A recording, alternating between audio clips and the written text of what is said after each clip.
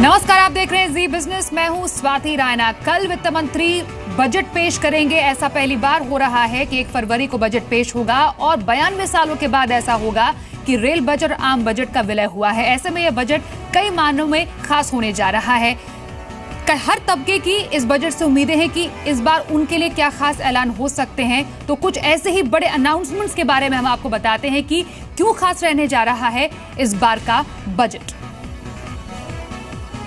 तो आपको बताएं कि इनकम टैक्स छूट सीमा बढ़कर 3 से 3.5 लाख संभव बताई जा रही है, क्योंकि कल पेश होने वाले बजट में इनकम टैक्स में छूट मिल सकती है। नीति आयोग ने इनकम टैक्स बेस को बढ़ाने का सुझाव दिया है। साथ ही शुरुआती टैक्स स्लैब की दरें घटाने की सिफारिश की है। 10% टैक्स की जगह 5 से 7% लगे टैक्स, और साथ ही 2.5 लाख से 7 लाख तक 10% टैक्स की सिफारिश की गई है।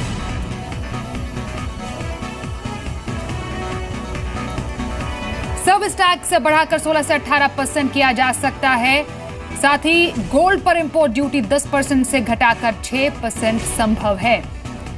किसी भी बैंक की शाखा से कैश निकासी या फिर जमा आप कर सकते हैं, इस पर भी ऐलान किया जा सकता है। कल के बजट में कुछ खास ऐलानों में स्मार्टफोन खरीदने के लिए सब्सिडी का ऐलान भी शामिल है। कुछ और बड़े ऐलानों में इक्विटी में LTCG टैक्स की सीमा बढ़ाने का ऐलान संभव है, जिसका शेयर मार्केट दलाल स्ट्रीट काफी समय से इंतजार कर रहा है। PDS शुगर पर सब्सिडी खत्म करने का भी ऐलान किया जा सकता है। वहीं फसल बीमा योजना के लिए अलग से फंड का ऐलान भी किया जा सकता है। तो ये कुछ बड़े ऐलान हैं जो कि कल की बजट में किए जा सकते हैं। इन घोषणाओं का ऐलान किया जा सकता है। हर तबके की नजर इस बार जरूर है इस बार के बजट में कि उनके लिए वित्त मंत्री जी के पिटारे से क्या कुछ खास निकलकर सामने आ सकता है। तो विस्तार से बोले तो नोटबंदी के बाद वित्त मंत्री अरुण जेटली के बजट पर सबकी निगाहें हैं। कल पेश होने वाले बजट में क्या मिल सकता है आपको? सबसे बड़ी सौगात इनकम टैक्स में छूट की मिल सकती है। वित्त मंत्री इनकम टैक्स छूट की सीमा 2.5 लाख रुपए से बढ़ाकर 3 से 3.5 लाख कर सकते हैं। नीति आयोग ने इनकम टैक्स बेस को बढ़ाने का सुझाव दिया। साथ ही शुरुआती टैक्स स्लैब की दरें घटाने की सिफारिश की। 10% टैक्स की जगह 5 से 7% टैक्स लगे। 2.5 लाख से 7 लाख तक 10% टैक्स लगाने की सिफारिश की गई है।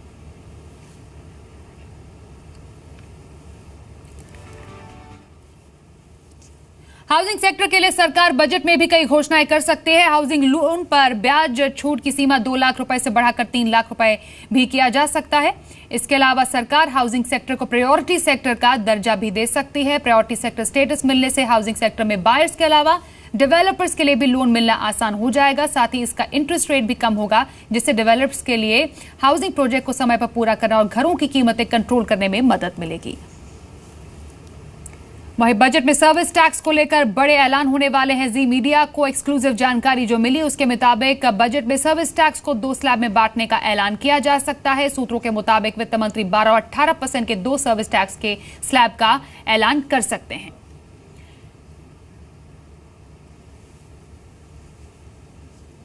तो कल के बजट में जो बड़ी घोषणाएं हो सकती है वो हम आपको बता रहे हैं विस्तार से। एटीएम की तर्ज पर बैंकिंग का वित्त मंत्री अरुण जेटली बजट में ऐलान कर सकते हैं। यानी जिस तरह से बिना एटीएम बदले आप किसी भी एटीएम से ट्रांजैक्शन करते हैं, ठीक उसी तरह से एक अकाउंट होने पर भी आप किसी भी बैंक से पैसा निकाल या जमा कर पाएंगे। यानी आपको अकाउंट नहीं बदलना होगा। हो सकता है इसका ऐलान कल के बजट घोषणा में हो जाए।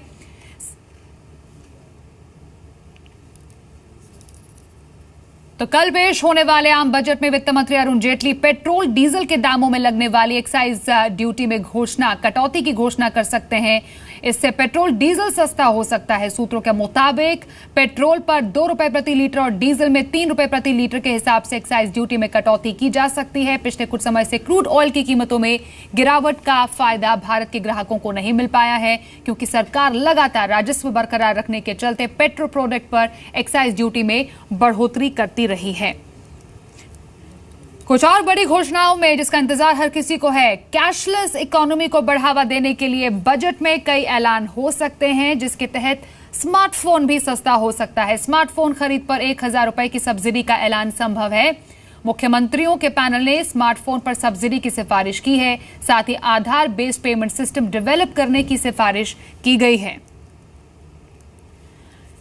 इसके अलावा बजट में कैपिटल गेन्स टैक्स की दरों में बदलाव का ऐलान हो सकता है। फिलहाल 1 साल के बाद शेयर बेचने पर कोई टैक्स नहीं देना पड़ता है। वहीं लंबी अवधि की परिभाषा में बदलाव होने के भी संकेत मिल रहे हैं।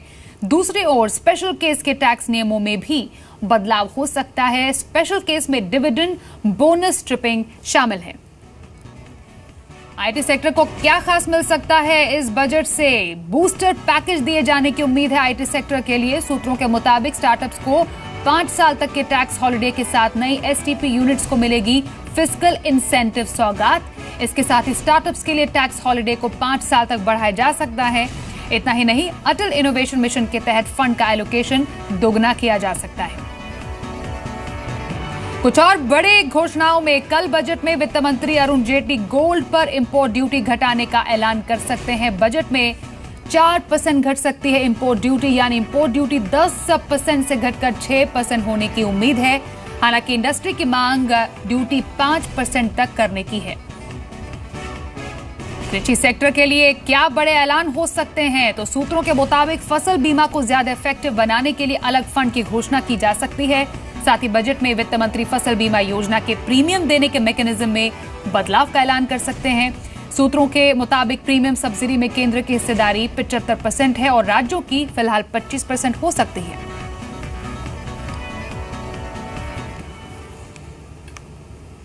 तो 10 बड़े ऐलान हैं जो कि कल के बजट में हो सकते हैं, जिस पर हर किसी की नजर